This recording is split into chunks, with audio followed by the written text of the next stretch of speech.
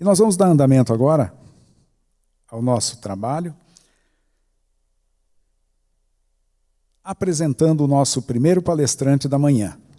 Ele é mestre em psicologia e especialista em educação socioemocional. Rossandro Klingen consolidou-se como um dos principais palestrantes em aperfeiçoamento pessoal do país, ao traduzir a psicologia em uma linguagem fácil, com compreensão e aplicabilidade na vida. Com abordagem singular, permeada pela empatia e compreensão profunda das complexidades da mente humana, é reconhecido pela capacidade única de unir sabedoria e exemplos de vida em suas abordagens práticas e esclarecedoras. Com um olhar humanista e narrativas que convidam os espectadores a refletirem sobre as questões essenciais da evolução do ser humano, ele é autor de best-sellers, tais como Help Me e Duke, As 4 Estações da Alma, Eu Escolho Ser Feliz e As 5 Faces do Perdão. Todos à venda em nossa recepção aqui no teatro. No intervalo vocês terão a oportunidade de adquirir, de ver as obras em exposição.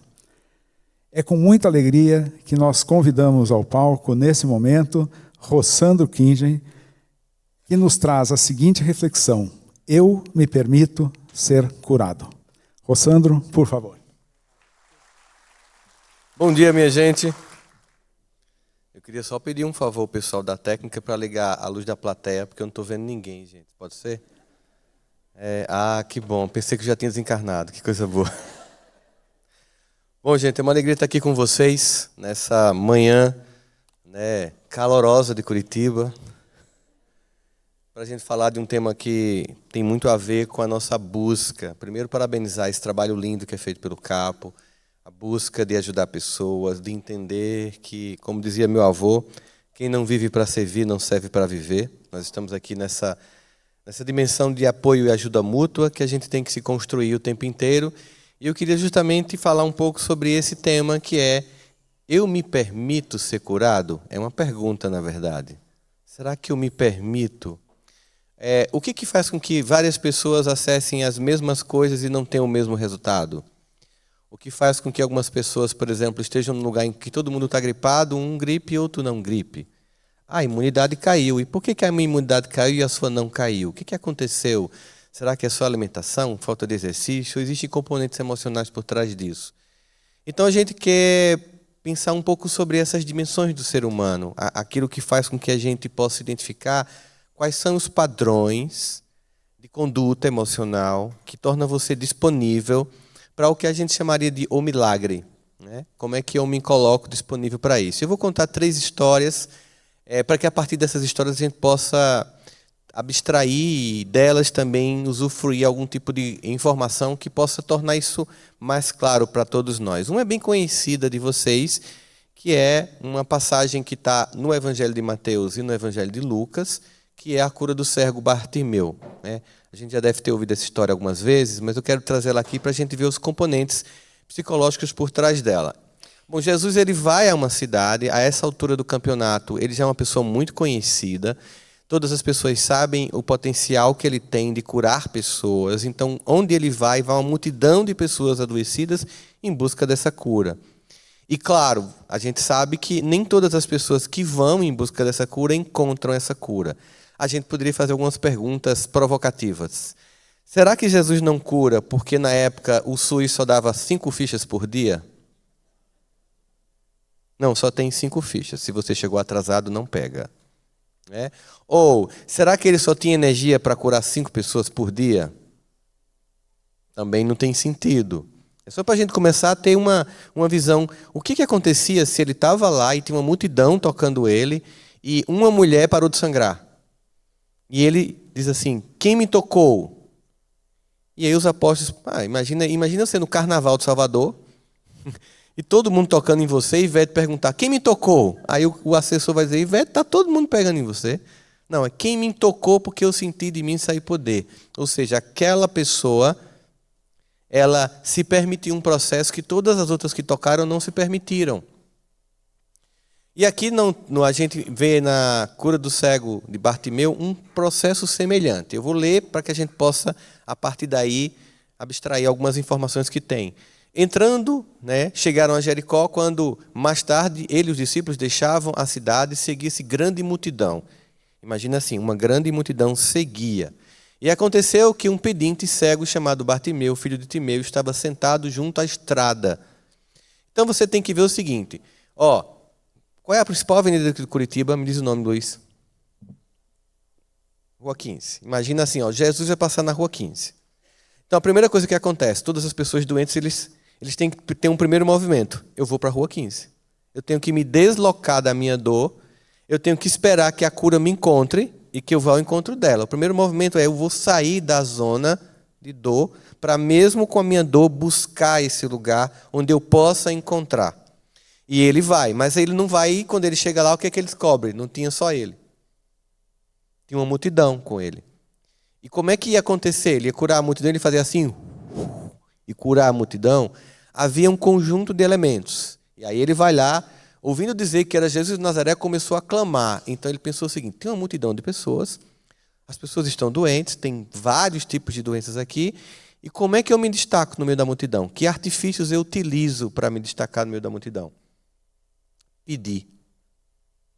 Que exige uma humildade emocional, né?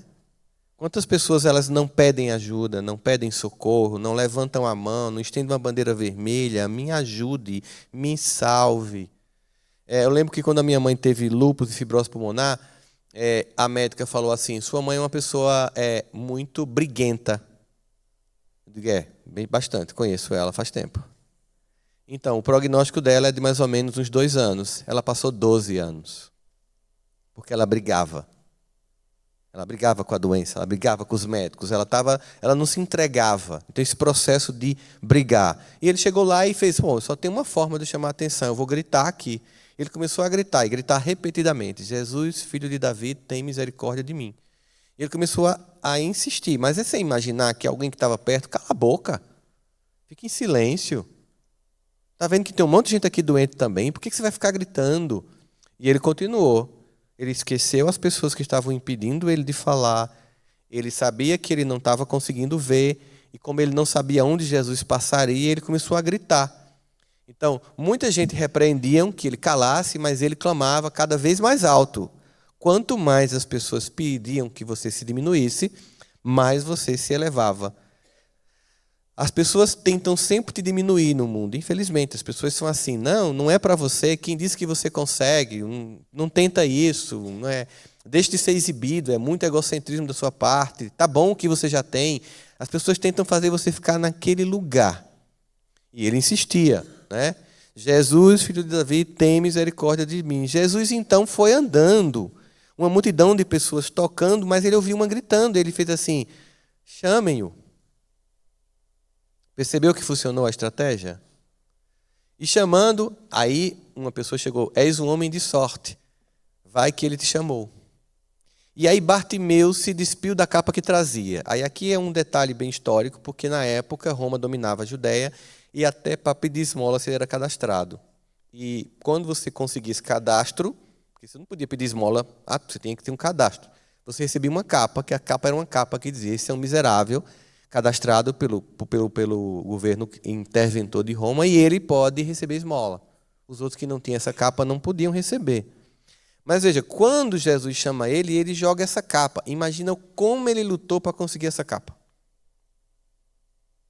Para poder ter direito de receber essa esmola. Mas no momento em que ele diz que ele ouve assim, Jesus me chamou, ele diz assim, eu vou abrir mão dessa velha criatura que eu estou. Eu vou abrir mão desse medo, achar que somente isso aqui resolve minha vida, e eu vou. E ele deixa a capa. Você imagina que assim que ele deixou a capa, quem não tinha essa capa, quem não tinha um cadastro, aquela multidão de pedintes, foi um corre-corre para ver quem pega. Não está lá, mas provavelmente rasgaram, né? Você há de imaginar, não, é minha, e ele larga. Ou seja, se você decidiu ir, não olha para trás, se entrega no processo. Atirou para o lado, pôs-se de pé em um salto e encaminhou em direção a Jesus. E aí Jesus perguntou o que ele queria, né? Porque muitas vezes você chega perto e não sabe o que você quer. O que queres que eu faça? É uma coisa do tipo, você está certo do que você vai pedir para mim? Você tem consciência daquilo que você está solicitando? E ele, sim, eu quero ver. E aí, está bem, a tua fé te curou. Percebe? A multidão estava lá, uma única pessoa que insistiu, que largou a velha criatura e que chegou e que tinha consciência exatamente do que queria, foi curado. E no mesmo instante o cego ficou a ver e foi atrás de Jesus pela estrada fora. Ou seja, você percebe que ele não foi só em busca da cura do corpo, porque continuar indo atrás de Jesus significa dizer, eu não vou apenas melhorar aqui, eu vou continuar no processo. Eu estava conversando com uma pessoa da minha família que contou que estava conversando com alguém adoecida, né? E a pessoa disse assim, eu fiz uma promessa enquanto estou fazendo esse tratamento para não falar mal das pessoas. Enquanto estou fazendo o tratamento, percebeu? Já dá um indicativo. E minha língua está coçando, eu não vejo a hora de terminar o tratamento para falar mal dos outros. Você olhar isso assim é meio cômico, mas é trágico também, né? Significa dizer que a pessoa não percebeu que há um convite para a mudança de atitude. O convite é para que você mude a forma como você vive o mundo, porque muitas vezes qualquer estado é um convite para mudança, pessoal. E essa pessoa, ela está aguardando o fim do tratamento para voltar a ser a velha criatura de antes, ou seja, a doença nada me ensinou. Basicamente isso. Bom, eu quero contar para vocês duas histórias que eu conheci pessoalmente, né? Eu fiz o científico, como muitos de vocês. Eu sei que tem a galera do ensino médio, mas pelas carinhas aqui, eu acho que é todo mundo científico aqui, eu estou enganado. E quando eu fiz o científico, um amigo meu, ele fez medicina e eu fiz psicologia. E ele fez PSF, e ele não era uma pessoa muito religiosa, e ele chegou e disse, Sandro, eu preciso falar contigo, cara, estou meio desesperado, aconteceu uma coisa estranha. O que foi? Eu fiz PSF numa cidade do interior aqui com 5 habitantes e estava tentando minha residência médica em São Paulo e passei. Mas antes de ir para a residência, eu atendi uma jovem senhora de pouco mais de 26 para 30 anos, que tinha 6 filhos. E quando eu fui fazer o exame, né, ginecológico nela, ela estava com um câncer muito avançado. Como eu era recém-formado, eu fiquei muito receoso do diagnóstico. Pedi para ela ir comigo no outro PSF, para um outro colega também avaliá-la. Ele também recém-formado ficou também muito nervoso com o que viu. E a gente pediu para dar a notícia a ela no outro dia, porque a gente queria falar com o nosso professor para explicar o que a gente tinha visto, mostrar as nossas percepções, para ver se ele confirmava e eu dava o diagnóstico no outro dia. O que, quando cheguei na cidade, chamei ela para comunicar o diagnóstico, muito nervoso, porque eu nunca tinha dito para uma pessoa que ela ia ter uma doença que não tinha mais cura. E quando ela chegou, ela, embora uma mulher muito simples, mas ela muito viva, muito assim, uma personalidade muito forte, ela fez, doutor, eu queria que o senhor, antes de me dizer o que eu tenho, o senhor me escutasse. E ele fez, por que não? Porque o senhor nunca demorou 2 dias para falar um diagnóstico para ninguém aqui. Então, antes que o senhor diga o que eu tenho, eu quero lhe contar a minha história. Pois não, pode contar. O senhor sabe que eu tenho 6 filhos, né? Sei, eu atendo eles aqui no posto. Então, o senhor sabia que o meu marido fugiu com outra mulher? Ah, não sabia. Pois é. Fugiu com outra mulher e eu estou sozinha com essas crianças. O senhor sabia que eu sou órfã? Não, não sabia. Então, meus filhos, eles não têm pai e só têm a mim. Então, eu não sei exatamente o que é que o senhor viu dentro de mim que lhe deixou tão agoniado, porque eu vi sua cara ontem. Eu não sou uma pessoa idiota, né? Mas eu não sei o que o senhor viu, só sei o que o senhor tem que fazer. O senhor tem que me curar, porque meus filhos não podem ficar sem mãe. Então, passe o remédio que me cure. Aí ele disse, eu fiquei tão impactado com o que ela fez, Sandro, que eu apenas receitei um remédio e disse, tome. Eu fiz, e tu passou o quê? Eu passei um medicamento, porque ela ainda estava assintomática, mas logo ela sentiu muitas dores. Eu passei um medicamento para aliviar as dores, somente isso. E 3 dias depois saiu o resultado da minha residência e eu fui para São Paulo fazer residência. Esqueci dessa mulher. Mas fazem 2 anos que eu voltei, né? E eu fui visitar a cidade para conversar com o meu colega que ficou no meu lugar. E quando eu cheguei na cidade, ela estava em pé. E eu disse, meu Deus, eu virei médium. Estou vendo uma pessoa morta. E ela começou a ir na minha direção e eu fui ficando em pânico. Até que uma outra mulher interrompeu ela. Fulana, há quanto tempo? E eu percebi que a outra mulher também viu. Pensei, ou as duas morreram, ou... Até que ela chegou perto de mim, agradeceu, me tocou tal, e eu vi, ela estava viva. E eu perguntei, você está bem? Tô, doutor, o remédio que o senhor passou foi ótimo.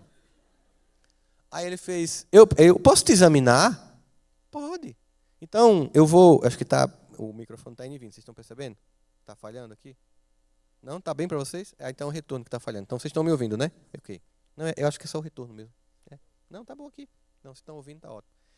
Aí chegou para ele, aí ele foi lá no posto, olha, contou a história para o amigo dele. Eu quero que a gente veja, porque ela tinha que ter morrido já. E aí ele disse, Sandro, quando a gente colocou o espéculo, ela tinha um colo do útero que era muito mais limpo que uma mulher virgem, que só uma mulher que tinha 6 filhos. E eu perguntei, o que foi que a senhora fez? O senhor me passou remédio, que era para tomar todo dia, de manhã e de noite. Mas, doutor, eu não consegui comprar, não tinha dinheiro. Mas eu vi que era para tomar de manhã e de noite. E era para tomar durante um mês, inicialmente. Então, eu peguei o seu papelzinho e cortei em 60 pedaços. Aí eu rezava uma Ave Maria e tomava um pedaço. Aí de noite eu rezava uma Ave Maria e tomava um pedaço. E eu estou aqui. E o efeito placebo, que é um dos estudos comuns em qualquer tipo de pesquisa duplo cego para teste de remédio, é sempre constrangedor porque que pessoas que tomam remédios que não têm nenhum componente químico se curam, enquanto que outras que tomam o remédio correto não têm nenhuma melhora. Existe hoje muitos estudos sobre qual é o sistema emocional que eu desperto em mim para que a cura se estabeleça. Qual é o sistema emocional que eu desperto em mim para, mesmo sendo vítima de abusos sexuais, não ser uma pessoa destruída, enquanto que outras pessoas nunca mais é gente depois disso. O que faz com que algumas pessoas enfrentem circunstâncias completamente adversas, e elas não se definam por essas circunstâncias, e outras, circunstâncias até não tão adversas, definem-as de tal modo que elas não conseguem mais conseguir uma vida minimamente feliz, porque vivem em função da dor e do trauma. Essa é a questão que está por trás do que a gente meio que discute hoje em pesquisas na área da psiconeurologia. Eu encontrei um amigo que me contou uma história muito curiosa dele. Ele tinha um câncer e era muito conhecido de Chico e foi. O médico disse, olha, é bem avançado, não tem muito o que fazer. E ele foi a Uberaba se despedir. Chico, eu vim aqui me despedir, eu vou desencarnar, estou com um estado muito avançado, tal. Aí Chico disse, você quer desencarnar? Ele disse, claro que não. Então, diga que não quer. Como assim? Você já falou com o papai do céu? Mas falar o quê? É assim, pai, eu não quero ir. Você já disse isso para ele? Não, o médico disse que eu vou morrer. Mas você falou com o médico dos médicos ou não? Porque você quer morrer? Não. Então converse com seu pai. Não é um pai de misericórdia e de amor? Tá. Aí ele chegou em casa meio assim. E é assim? É só isso? Pai, eu não quero ir. Será que é só isso? Aí ele disse que ligou. Nesse dia, uma pessoa para ele, um amigo desse, a gente tem uns amigos meio desbocados, né? Que diz o que pensa, assim. Aí ligou um amigo para ele, fulano, eu estou ligando para tu, já que tu vai morrer mesmo, eu estava pensando, imagina a pessoa ligar para você dizendo isso. Por que tu não faz uma cirurgia espiritual? Cirurgia espiritual? Cara, ó, tem um lá Frei Luiz, lá no Rio de Janeiro. Vai lá, cara, vai, tenta. Aí ele pegou um voo e foi para o Rio. Entrou em contato, viu como era, chegou no hotel. Só que ele já estava tomando químio muito avançada e quando ele foi saindo do hotel, ele teve uma disenteria e desceu pela calça tudo. E ele olhou para o céu e fez assim, Deus, meu Deus, me ajude. Mas agora, Deus, eu preciso de uma ajuda objetiva. Ele disse que quando ele falou isso, parou um carro, uma mulher parou, desceu, disse, moço, eu estou vendo sua situação, me deu uma angústia tão grande, eu estou acabando de vir da lavanderia, meu marido tem a sua altura, toma uma calça dele. Ele pegou a calça, olhou para o céu, entrou no hotel, tomou um banho, trocou de roupa, entrou num táxi, não tinha Uber na época. Quando entrou no táxi tinha um engarrafamento, ele viu que tinha 1 hora para chegar no Frei Luiz. Ele, não vai conseguir, não vai dar. E o cara, o que é? O senhor está indo para onde? Eu estou indo para o Frei Luiz. Eu frequento lá, eu sei um atalho. Pegou o táxi certo. Chegou lá, quando ele chegou lá, ele entrou e a última ficha tinha sido distribuída. Ele fez, mas meu Deus, eu consegui uma calça, peguei o táxi certo para chegar aqui e não ter mais ficha. Aí uma pessoa atendeu um telefonezinho Nokia daqueles de lanterninha. Oi! Não, mas eu acabei de chegar, peguei minha ficha. Não.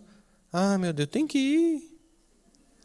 Aí fez, moço, surgiu uma emergência na minha família, eu vou ter que ir, pegue minha ficha. Ele pegou a ficha. E aí, quando ele entrou para fazer a primeira sessão de passe, aquela luzinha azul, a maca, e aí tinha um médico que estava com o mentor da casa, e disse assim, meu filho, você gostou? Ele, do ambiente? Não, meu filho, você gostou da objetividade de Deus? Aí ele disse, como assim? Ele disse, você falou com Deus com tanta força que nenhum de nós aqui no mundo espiritual consegue dizer o que Deus moveu para você chegar aqui. Olha só, nem a espiritualidade daquela casa conseguia dimensionar o que Deus moveu para ele chegar lá. O que Deus move quando um filho pede? Pensa assim, você é humano e falho, concorda comigo? O que você faz para socorrer um filho seu? Você não faz qualquer coisa para socorrer um filho seu? Então, e aí Jesus diz assim, se vós, que sois humanos, se o seu filho pedir um pão, você não dá pedra, imagina o vosso Pai que está nos céus. O que move Deus àquele que pede? Pedir com uma convicção. Mas, ao mesmo tempo, se percebeu nos estudos que não é somente uma convicção em busca de uma cura gratuita, é algo que tem a ver com um sentimento profundo de merecimento. Eu lembro demais que, quando ele me contou a história, acho que mais ou menos 2 anos depois, a minha esposa pegou H1N1. E ela teve uma pneumonia bilateral muito rápida. E eu estava em Congonhas, inclusive daqui a pouco eu vou para Congonhas. Eu estava em Congonhas quando a minha cunhada ligou, dizendo, cunhada, você está voltando? Estou. O médico disse que ela não vai resistir. Ela acabou de entrar na UTI. Eu fiz, como assim? Ela é jovem. Pois é, mas Vem, a gente está em desespero aqui. Eu lembro que eu entrei no avião, lembrei dessa história, lembrei da história desse meu amigo, lembrei de várias coisas assim. Eu cheguei lá em cima e fiz, não sei se eu estou mais perto de você ou não. Aqui, no avião. Eu só sei de uma coisa, que eu preciso dela na minha vida. Eu viajo, estou longe de casa, eu faço um monte de coisa, mas me ajuda. Eu preciso dela, não dá para fazer isso sem ela. Então, eu preciso que, quando eu aterrissar em Campina, que ela esteja bem. Aí, quando eu aterrissei em Campina, não tinha WhatsApp na época, hoje tem. Infelizmente, era um momento de paz que a gente perdeu, né? E aí, quando eu pousei em Campina, minha cunhada ligou, cunhada, aconteceu alguma coisa, ela saiu da UTI. Então, na verdade, existe um movimento que precisa ser feito em torno do sentimento de merecimento. Muitas pessoas têm um sentimento de que deseja, mas não merece. A pessoa pensa assim, as coisas que eu fiz, ou os sentimentos que eu tenho, embora em mim haja um desejo de cura, há dentro de mim um sentimento de não merecimento. E aí é uma ambivalência muito grande. Eu quero, mas não mereço. Eu acho que do que eu fiz, eu acho que aquela pessoa merece mais do que eu. Se é para ser, talvez para ela e não para mim. Como se houvesse um amor limitado de Deus para os filhos. Como se tivesse uma cota específica. Como se tivesse um número de fichas específicos. Desconhecer o que significa onipotente, onipresente, onisciente, plural em todas as forças, inesgotável como fonte de tudo. É olhar para Deus como recurso limitado, é ter uma visão limitada desse sagrado. Mas acontece que, quando Jesus diz para o cego Bartimeu, vai que tua fé te curou, ele está dizendo o seguinte, você moveu-se de tal modo que você acessou o que eu tenho para te dar. E essa multidão inteira aqui não move-se do mesmo modo para acessar o que eu tenho para entregar. Imagina que você está numa sala de aula, dando aula. Quem aqui é professor? Levante a mão, por favor. Você sabe, né? Vai para o céu com corpo e tudo, né? Professor, missão, sim. Sabe quando você está lá dando aula? É muito comum, né? Eu ainda dou aula na Unicamp e na PUC do Rio Grande do Sul. Aí você está dando aula lá e sempre tem uma criatura com aquela cara de tédio, assim, tipo... revirando os olhos. Quem tem filho sabe o que é isso também, né? Vamos conversar. Ai, começou. Aí revira os olhos, assim. Você sabe que você está dando o seu melhor. Você sabe que você preparou um conteúdo. Que você está entregando algo bom. Algo bom especialmente para aquela pessoa, porque isso você já tem. Não é sobre você a aula, porque é um conhecimento que você já domina. É sobre aquela pessoa que não tem e que vai precisar daquele conhecimento que ainda mal começou a vida. Eu estava fazendo uma palestra para um banco que me solicitou 50 palestras. E eu fiz, por que 50? Porque a gente quer para cada grupo de 5 pessoas. Vai ser você e Cortella. Eu digo, tá bom, para 5 pessoas. Ok, era alta gerência. Primeiro grupo que eu cheguei, 5 pessoas, um super gerente fez assim, você acredita que eu estava fazendo uma fala para as pessoas fazerem parte da minha equipe, dizendo assim, olha, essa cadeira aqui, eu vou explicar para vocês como foi que eu fiz para chegar nesse lugar. Começaram a rir. E eu perguntei, eu por acaso estou falando alguma coisa engraçada? E eles disseram, quem disse a você que a gente quer sentar nessa cadeira? Nós temos propósito na vida. E eu fiquei sem saber o que dizia para eles, Sandro. O que eu digo para eles? Eu disse, diga para eles o seguinte, que a primeira parte da vida, o propósito é pagar boleto. Depois é viver de propósito. Porque viver de propósito com o pai pagando as contas é fácil.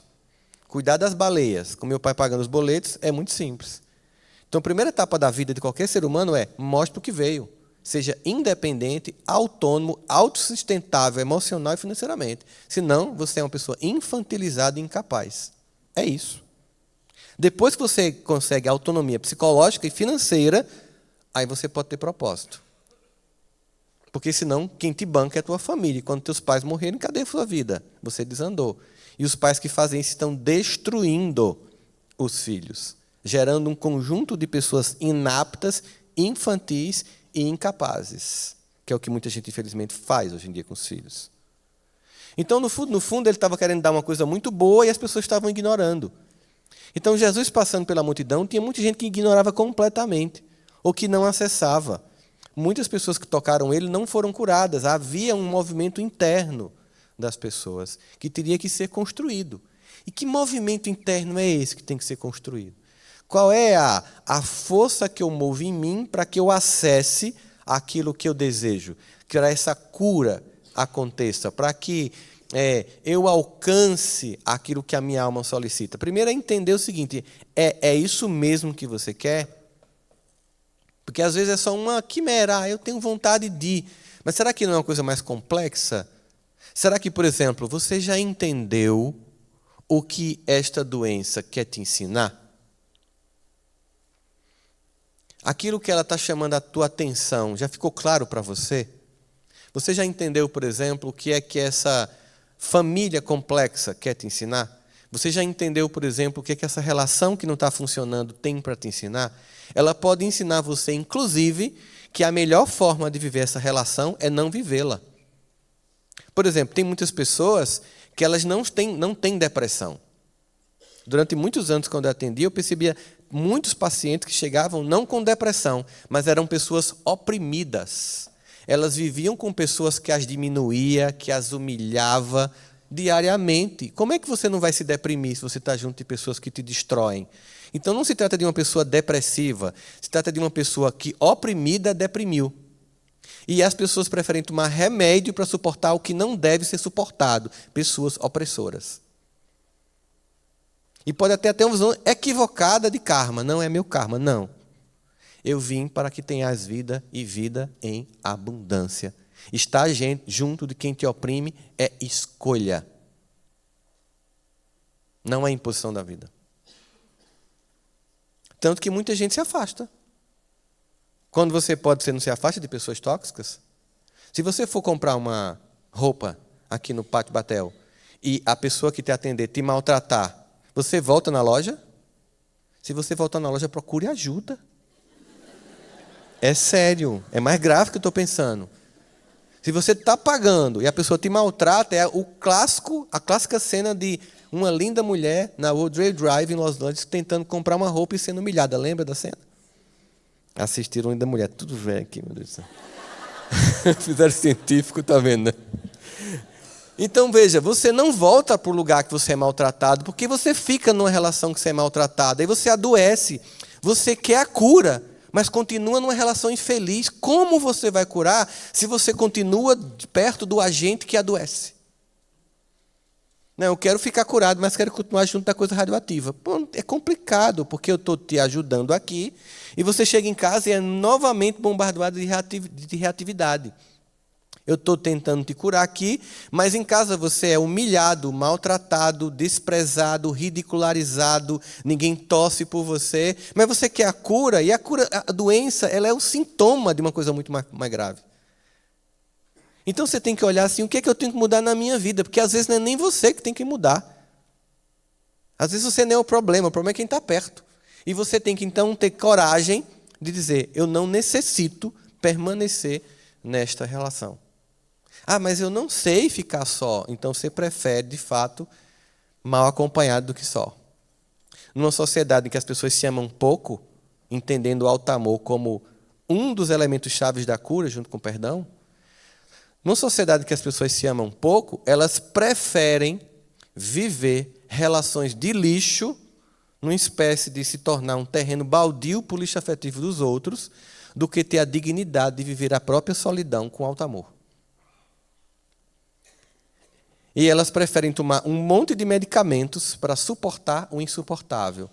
Aí toma omeprazol porque tem gastrite. A gastrite é porque convive com pessoas tóxicas, mas prefere tomar omeprazol do que se distanciar de pessoas que te destroem.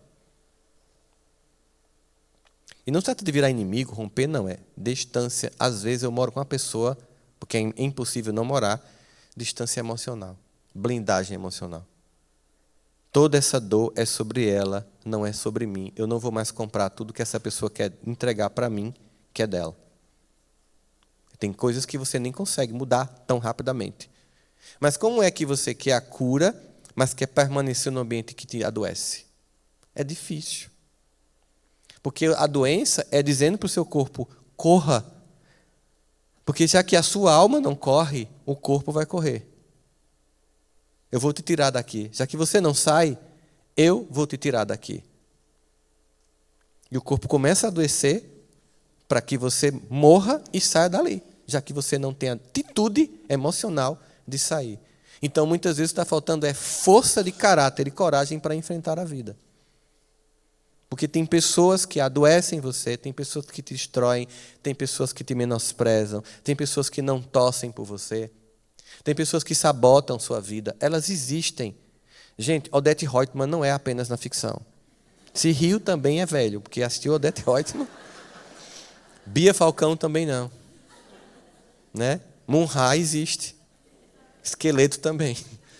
Existem essas pessoas, existem essas circunstâncias, existe um trabalho em que as pessoas são tóxicas naquele ambiente.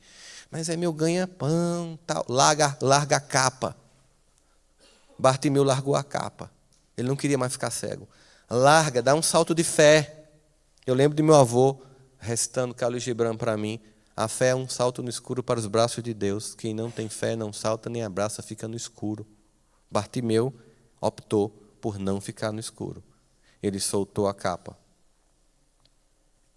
Será que como é que ele foi sobreviver depois? Porque ele não tinha emprego, ele acabou de ver, não sabia nada. Eu vou. Não quero saber. Não dá para ter a cura e ficar aqui com a capa. Não dá para ter as duas coisas. Não dá para ter a cura e continuar com essa pessoa que me adoeceu. Não dá para ter a cura e continuar com um ambiente que me adoece. É preciso que eu tenha a força de encarar isso aí. E se for eu a pessoa tóxica? Porque a gente sempre pensa em alguém, né? E quando é a gente? E se for a pessoa que me sabota, que diz que não merece, eu acho é pouco, bem feito para você, você não merece ser feliz, olha o que você fez, se julgando, se culpando, se destruindo. Mas eu quero a cura. Tá, eu te dou Dorflex, você fica sem dor de cabeça, mas você continua se maltratando. A dor de cabeça continua vindo, porque você quer se livrar do sintoma, mas você não quer tratar o mais grave. Eu lembro que uma vez eu cheguei para um paciente meu que era endocrinologista. Ele disse, eu cansei, eu não vou mais ser endócrino, vou ser psiquiatra mesmo. O que foi? Os pacientes não querem mais emagrecer. Não, eles querem ser emagrecidos. Percebe a diferença? Eles querem continuar com o mesmo comportamento alimentar e dizem, doutor, não quero mudar minha dieta. Eu gosto de comer as coisas que eu gosto, mas eu quero emagrecer. A pessoa não quer mudar a atitude. Ela quer se livrar de um sintoma. O sintoma é um chamamento para a mudança de atitude. Essa é que é a grande questão. Se eu preciso fazer isso, tem que ser algo constante. O que se percebeu nas pesquisas é que quando você quer realmente uma mudança, você tem que se descondicionar de 2 tempos que te distraem do único tempo que gera a mudança. As pessoas querem a mudança que só pode ser proporcionada hoje, nesse dia 24 de agosto de 2024, ela só pode ser proporcionada hoje, mas elas estão presas no ontem. Então, se eu estou preso ontem, eu não tenho energia para hoje executar a mudança que eu necessito. Aí você tem metade da humanidade presa com mágoas e ressentimentos do passado e metade ansiosa para o futuro. Quando o único tempo que eu tenho para mudar qualquer coisa é agora. Então, se eu estou preso no futuro ou no passado, o tempo de mudança não ocorre. E eu fico o tempo inteiro num processo perpétuo de não mudança. Aí a pessoa fala, Sandro, eu medito 3 vezes por dia. 1 hora. Eu oro, eu rezo, faço preces 3 vezes por dia. Ok, e no intervalo entre as meditações e a prece, quem você é? Porque a questão é, você não faz prece, ora e medita para poder continuar sendo a mesma criatura depois. Então, Senhor Jesus, me abençoa, medita, atenção plena. Aí quando o celular desperta, cadê aquele miserável? Chegou ainda não? Ih, cara, você está se enganando. Você está fazendo rituais de apaziguamento de consciência, mantendo comportamentos. Comportamento é a grande questão.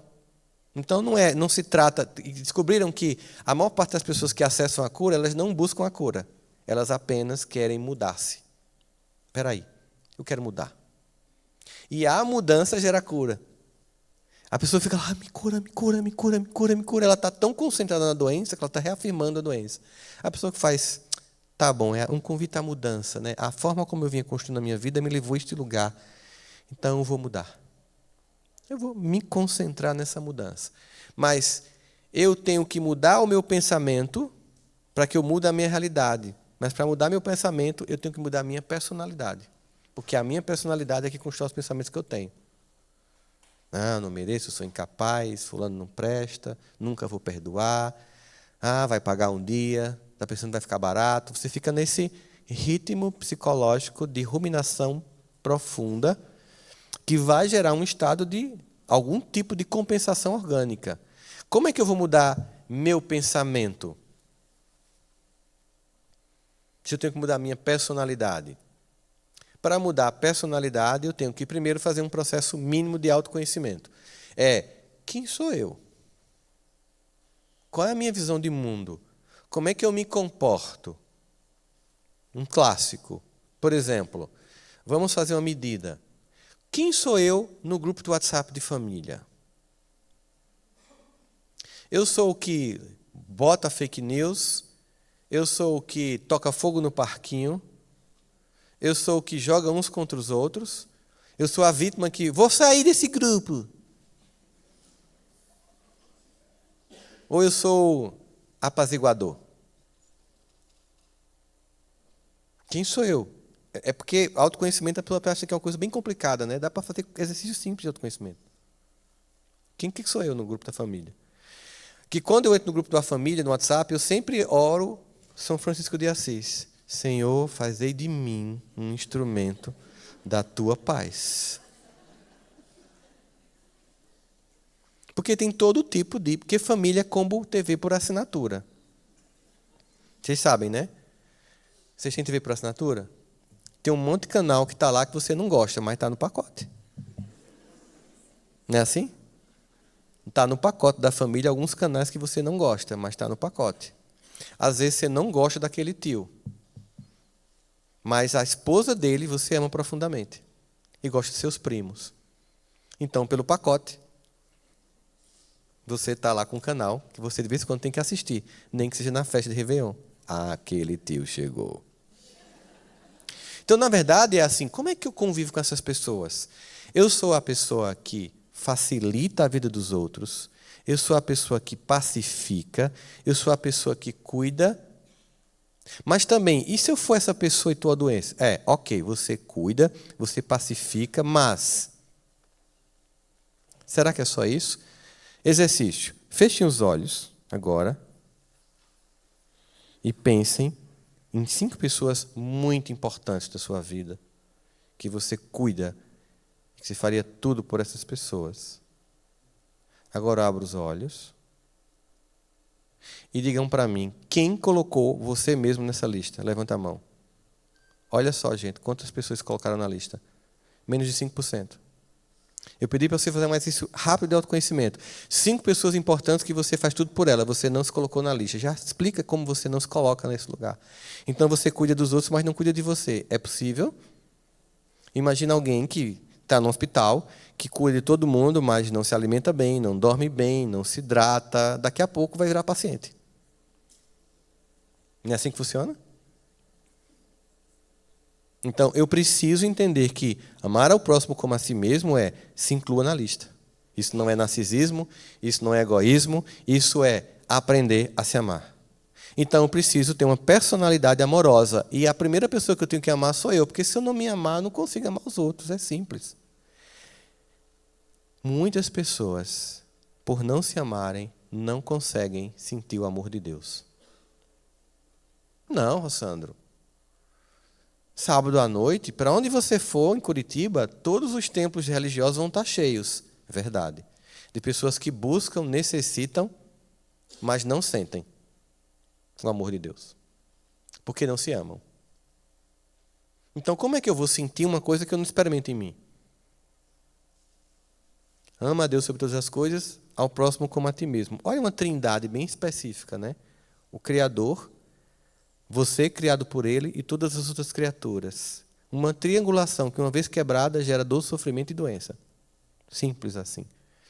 Às vezes, o que acontece é que eu amo a Deus, mas eu coloco alguém acima de mim. Aí desequilibrou. Ou eu coloco alguém acima de Deus. A minha vida é centrada nesta pessoa.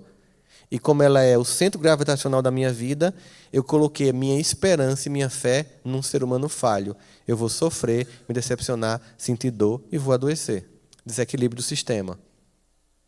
Deus, eu e todos os outros. Toda desarmonia, ressentimento, desamor, adoecimento. Psíquico, emocional, físico, espiritual. Sempre. Retornou a homeostase e o organismo se equilibra. Estamos aqui, está frio lá fora, está 10 graus, a gente está agasalhado, mas o nosso corpo está lutando aqui para manter a temperatura média de 36 graus, se eu não me engano, do corpo interno. Nós temos uma homeostase que, quando ela é quebrada, a gente tem febre. Mas a gente mantém ela. Emocionalmente é do mesmo jeito, psicologicamente é do mesmo jeito. Quando ela é quebrada, a gente adoece. Então, eu preciso voltar para o equilíbrio. Eu tenho que mudar meus hábitos, eu tenho que mudar a minha personalidade. Mas, Rossandro, eu sou assim há muito tempo. Rossandro, pau que nasce torto, morre torto. Rossandro, filho de peixe, peixinho é. Você vai com todas as desculpas, né? Isso nem para pau serve. Se você pegar uma planta que está troncha, amarrar ela num cabo de vassoura, ela vai ficar reta. Eu estou mudando a tendência, não estou? Eu pego uma tendência da planta ficar troncha, amarro ela e ela começa a crescer reta. Ou seja, eu posso mudar, eu posso me transformar, eu posso pegar o meu padrão de personalidade e mudar. O que eu fui até hoje assim, Paulo de Tarso em Damasco. Tá perseguindo, era Saulo. Vou matar, pegar mais um agora ali, tal. Aí encontra Jesus. O que acontece ali? Uma conversão. Que as pessoas simplificaram e vulgarizaram a palavra conversão como mudar de religião. Converter-se não é mudar de credo, é mudar de atitude. Eu posso me converter na religião que eu já estou. E tem gente que está na religião e nunca se converteu. Porque ela finge que, ao viver aqueles rituais, seja de ir para o culto, para reunião espírita, ou para missa, comungar, e orar, e tomar o passe e tal, ela acredita que aqueles rituais simplistas dão conta de uma transformação que tem que ser interna. Não, mas eu fui, eu vou, eu frequento, eu faço. Aquilo ali é um convite para mudança de atitude. Não é um convite para ritual. Jesus, os rituais, mas o que contamina não é o que entra na boca, é o que sai. Ele falava muito, esses rituais que vocês criaram sempre para enganar, vocês têm que mudar de atitude. Mudar de tudo é mudar de personalidade. Mudar de personalidade é mudar a forma como eu penso. Mudar a forma como eu penso muda o meu corpo, porque o meu corpo é resultado do que eu penso, do que eu faço. Eu quero mudar, eu quero resolver a questão da saúde física sem mudar a atitude. Não funciona. Eu vou acessar o que tem de melhor e ainda assim vou adoecer. Quando a gente abandona o que não é amoroso, a gente entra em equilíbrio. Mas a sociedade, ela trabalha o desamor. Então você entra na rede social e você é tomado de inveja. 14 minutos de feed de Instagram gera processo de bloqueio de endorfina e explosão de cortisol. Em 14 minutos você começa a deprimir neuroquimicamente falando. É a música da Xuxa, Instagram. Todo mundo está feliz, menos eu. Todo mundo está em Dubai, menos eu. Né? Todo mundo está comendo camarão e você nesse miojo. Todo mundo é bem casado, menos você.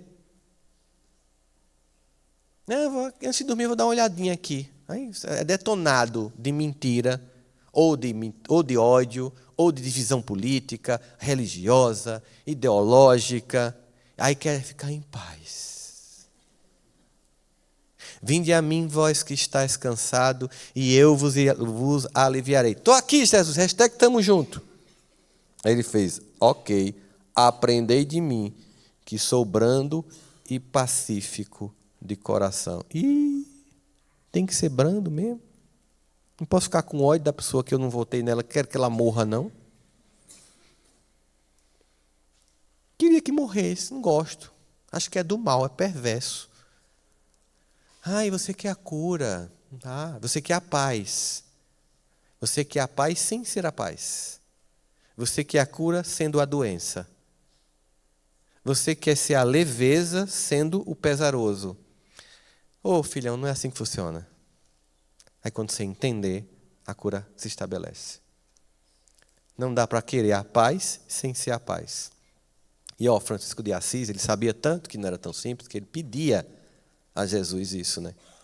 Ele dizia, Senhor, fazei de mim um instrumento da tua paz. Ele dizia, Senhor, eu sou um instrumento da tua paz.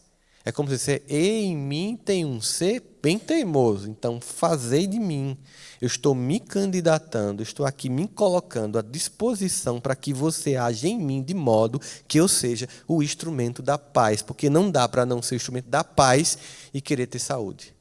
Não dá para ser o ser do conflito, do ódio, da divisão e dormir bem.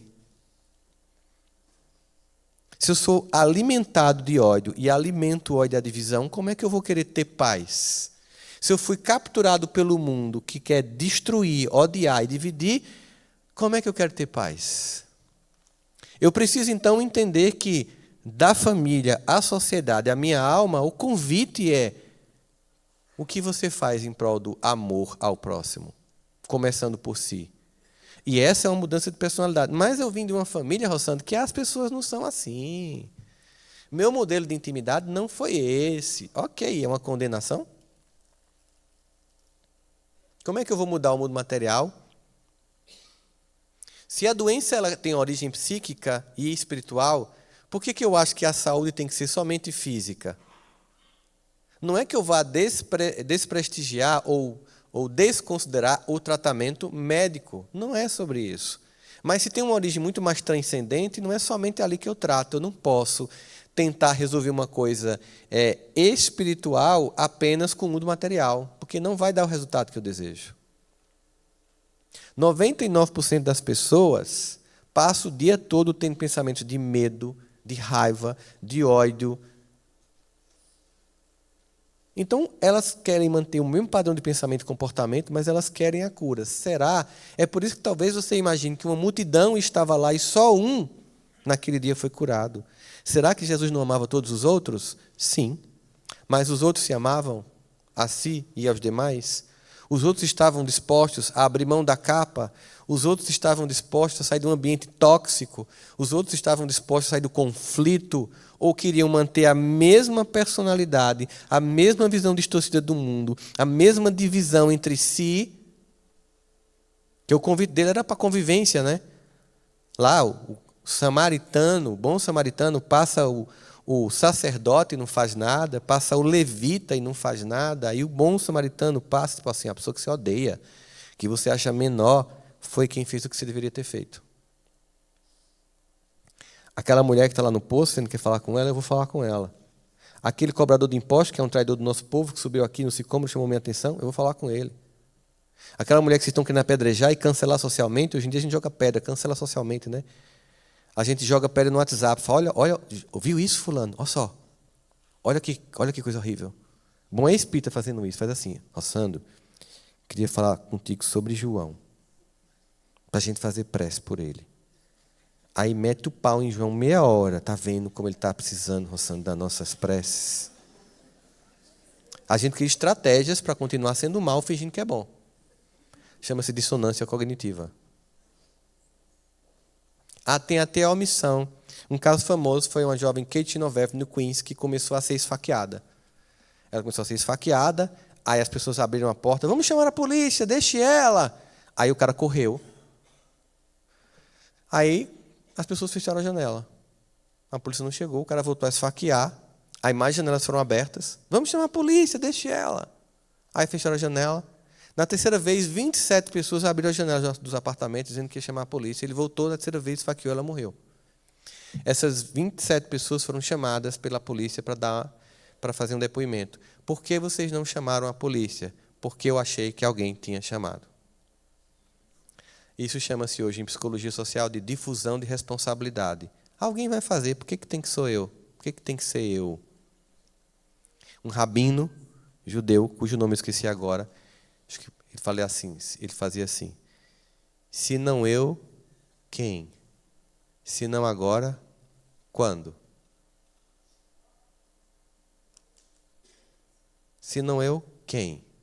Se não agora, quando? É preciso essa mudança, é preciso esse padrão, né? E é o que é interessante aqui, eu coloquei para vocês que assim, quando a sua reação emocional a uma pessoa ou a situação é tão intensa que impede você de visualizar o futuro, porque você está preso em emoções passadas, você deixa de acreditar no que vai viver, porque você está preso no que você viveu. Então, o convite é um convite de mudança, pessoal. Você quer essa transformação, você quer essa cura, você tem que mudar de atitude. É a chamada conversão de atitude. E eu vou aqui encerrar com duas passagens de Paulo, uma em Coríntios e uma em Gálatas. No 2 Coríntios 5,17, ele diz assim, todo aquele que está em Cristo é uma nova criatura. Passou o que era velho e eis que tudo se fez novo. Aí você descobre que tem muito cristão que não se converteu. Porque está frequentando um ambiente cristão, mas não é uma nova criatura. Tem gente que fala de Jesus com ódio. Já viu? Chega e espuma a boca quando fala de Jesus. Eu amo! Aí você, como assim? Não tem, você não vê amor. Não existe nenhum tipo de amor na forma como a pessoa fala do amor.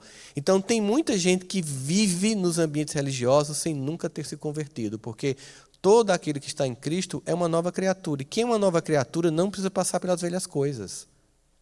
Se trata de um convite da mudança de atitude.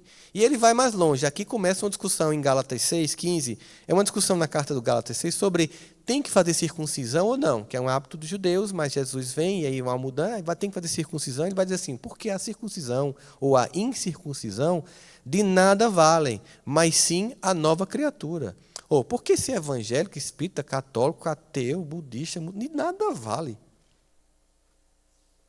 O que vale mesmo é ser uma criatura nova. O convite inteiro do Evangelho É para uma renovação de atitude. E às vezes, quando a gente insiste, a doença é um convite para, olha, você está exagerando no comportamento. Quem sabe, então, agora seja a hora da mudança. Portanto, uma das coisas fundamentais é, a mudança não acontece no passado, nem no futuro, mas hoje. Você não ama ontem, nem ama amanhã. Você só ama hoje. Você não muda ontem, nem amanhã. Você só muda hoje. Por isso que o objetivo todo das muitas pesquisas sobre isso é a importância do mindfulness, que é estar pleno aqui e agora para fazer a mudança que você vem adiando. Nesse momento consciente, mais uma vez, eu estou cometendo o mesmo comportamento. Como observador, sem se julgar, sem se culpar e sem se maltratar, apenas dizer, você tem um compromisso em mudar. Mais uma vez, você está aqui brigando com o povo no grupo do WhatsApp. O seu compromisso é pacificar. Mais uma vez, você está falando mal dos outros. Você se comprometeu a silenciar. Mais uma vez, você está deixando a pessoa te humilhar. Você se prometeu se amar. Mais uma vez, você está deixando alguém te menosprezar. E você prometeu nunca mais dizer todos os sims para o mundo e dizer todos os nãos para você. Mais uma vez, você não está estabelecendo limites saudáveis nesse relacionamento. E ninguém vai fazer isso por você. A tarefa é sua. Enquanto você não fizer isso, seu corpo vai fugir desse lugar e vai adoecer. Então não se trata de curar o corpo, mas é se curar plenamente. Mudar a atitude, mudar as pessoas, mudar o comportamento, mudar o que você vê. Para que você, sendo novo, nada do que é velho tenha mais sentido para você. É mais complicado do que a gente imagina. Mas uma vez que a gente consegue estabelecer esse padrão, a gente cria um tipo de mudança tal que qualquer outra tentativa, ela não nos alcança mais. Porque você vai para um padrão de excelência. E com isso eu vou terminar. A gente sai do padrão 1, eu bato em você, e num padrão 1 de espiritualidade, eu bato em você e você me mata. Ou seja, a pena é maior que o crime.